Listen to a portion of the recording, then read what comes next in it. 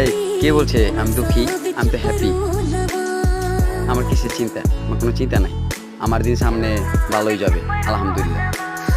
আসসালামু আলাইকুম everyone.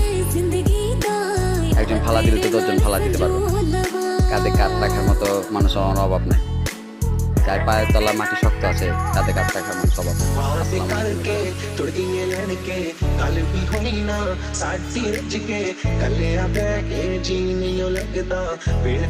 everyone।